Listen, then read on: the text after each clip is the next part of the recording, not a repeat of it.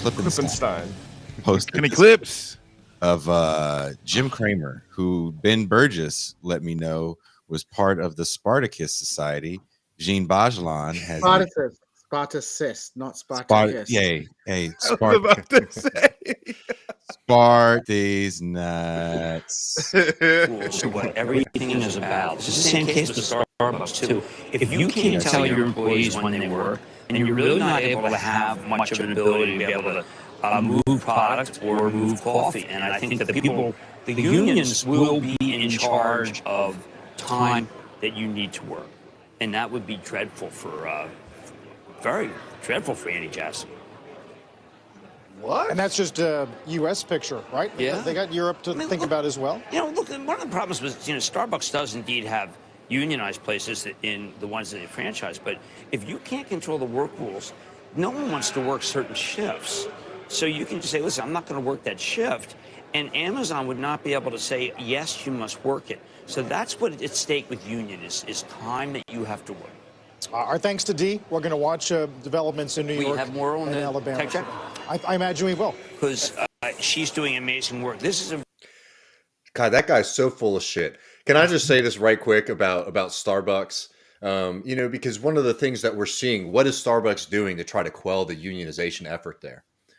They're firing people because because they've recognized that these people are in the union movement, and people are saying, I have full availability. Let me work the Saturday shift or the Saturday. I don't know what the hottest shifts are at Starbucks. I would guess the morning, right? I'll work the Friday, 7 a.m. shift, and Starbucks is not scheduling people so that they can effectively fire them for because they're saying like, oh, we had to do hour cuts at the facility, right? Starbucks is doing the exact opposite, which is enforcing idleness. And we talked about this a lot on the program recently, right? Where, people who are unemployed, Marx calls this like the reserve army of labor. Like capital actually is the force that sort of pushes people into unemployment and underemployment, not lazy workers, right? There are people out there who are saying, I want to show up to my job at my Memphis facility. And Starbucks is saying, oh no, we're no longer going to schedule you anymore because they're trying to kick people out. So it's the complete opposite right now. If you're worried, basically, if you're just like a weirdo who's worried about like the efficiency of Starbucks right now, the biggest threat to an efficient, getting your coffee quickly is not the union effort. It's the corporate offices that are trying to push out people who are just trying to, push for their basic human rights of being able to be represented by a union. Pascal? So Jim Cramer was a former Spartacist? Yeah. Trotsky to neocon pipeline, baby. Incredible, man. He's a trot. The Sparts are the trottiest of trots. It's a trot. It's a trot. But a lot of the comrades ended up being quite good at business because at the end of the day, Marxist economics is real economics.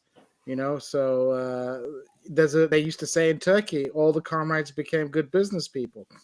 But watching Jim Cramer try to say that was hilarious. He's like, well, if they can't tell people when to go to work, nothing can get done. Nothing. But it shows you the authoritarian bent within the capitalist class in the United States, that they are so brazen and open with their desire to utilize force to get people to work for them, to bully people into working. And they create, of course, this underclass ideology that serves to try and reinforce this narrative that people are lazy and you need to discipline them to work.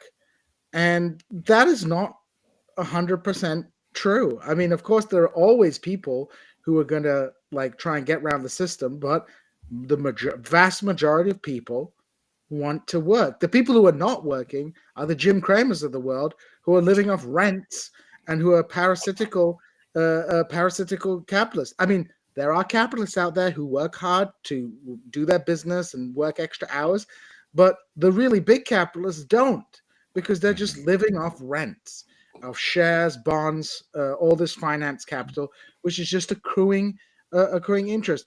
So it's those people who are the lazy people, not the working class people who are trying to make ends meet. and who are trying to get a living wage. Because this is the other thing. People talk about, people not wanting to work. Well, people can't afford to take bad jobs. If you have kids, if you have other responsibilities, you literally can't afford to take a job that doesn't allow you to pay for your health insurance, that doesn't allow you to pay for your childcare.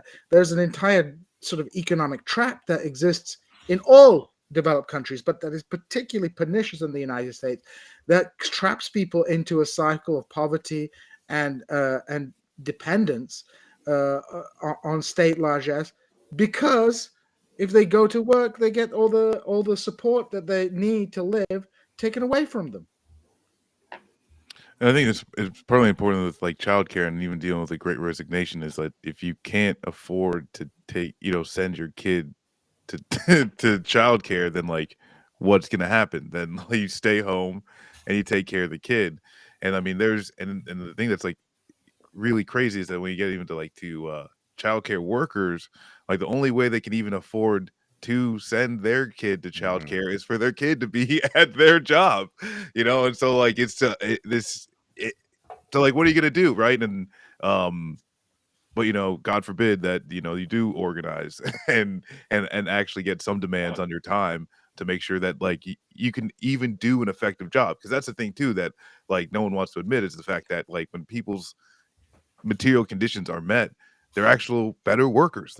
So like it's even like even from the businessman's perspective or whatever the fuck, like it just doesn't work. Like human beings weren't meant for this shit.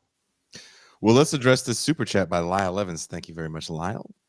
What do y'all think was the difference between Bessemer and Staten Island? I know the count for Bessemer isn't over, but the count is much closer. New York is not a right to work state. Very heavily unionized state. Mm-hmm. Very heavily unionized state. Very heavily unionized state. I mean, I think there's a few things that we should like recognize right now, right? First of all, first vote in Bessemer, they lose by 1,000 votes. This one right now, it's something close to 100 votes between them, and there are around 420 or something like that challenge ballots that are going to be read and challenged by both the union and Amazon. So there's a margin there that it still could even flip into a victory, or at least be much closer than we're already seeing right now. And again, 100 votes is very tiny margin. But to think about it from the other side, from like people from Bama, you have to also remember not only is there the tradition in New York of unions and things like that, but there's a lot of labor struggles that are happening in Bama.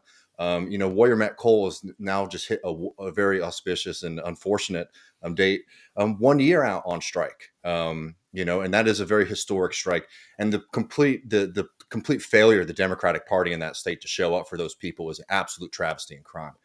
Secondly, comparing Alabama to New York, it's like, yes, there's the income disparity, but let's also not forget when you don't have Medicaid expansion, right? For people who are on the cusp of these things, having access to healthcare like people get through working at Amazon is a very powerful tool. And I'm not saying that that's not a powerful tool in New York, but with so many people who fall through the cracks, working people, because the Medicaid gap is absolutely ridiculous. Where if you're basically, if you're not making a very small amount of income, you won't be able to get healthcare, and then you don't really make enough to get any kind of subsidy through Obamacare, right? And when they did the interviews after the first round in Alabama, that was one of the number one things that people mentioned, was that I didn't want to. I voted against the union because I was afraid that we might lose our healthcare. And I know a lot of people on the left, they hear that and they do this whole like, oh, false consciousness, they're dupes, they don't understand the union's going to give you all these things.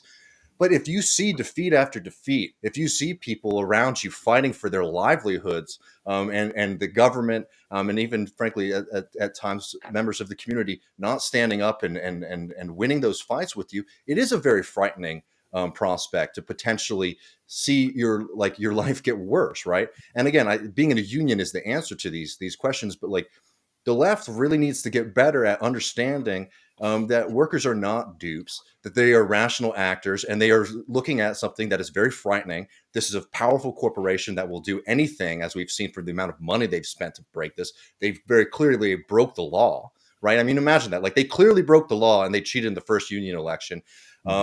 it's very, very reasonable for people to be scared that they'll do something again to them and you know, take away people's health care, close down the facility, all that kind of stuff. It doesn't mean that we don't organize and fight for a union, but we have to sort of move past this kind of like, you know, armchair quarterback thing that people say like, oh, all these people are stupid and they don't get it. They just see that, you know, we're in a 150 years of like massive defeat for the labor movement in this country, and people you know, turn toward individual solutions for collective problems because they see that, you know, they haven't seen collective solutions really work out, right? And our job really has to be to show people that politics, that union organizing and all that kind of stuff can change your life for the better.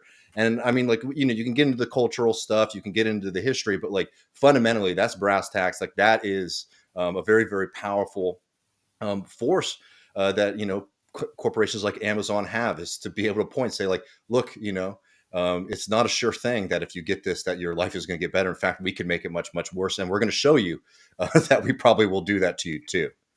Well, wait a minute, David. I think you just killed it. Here it comes!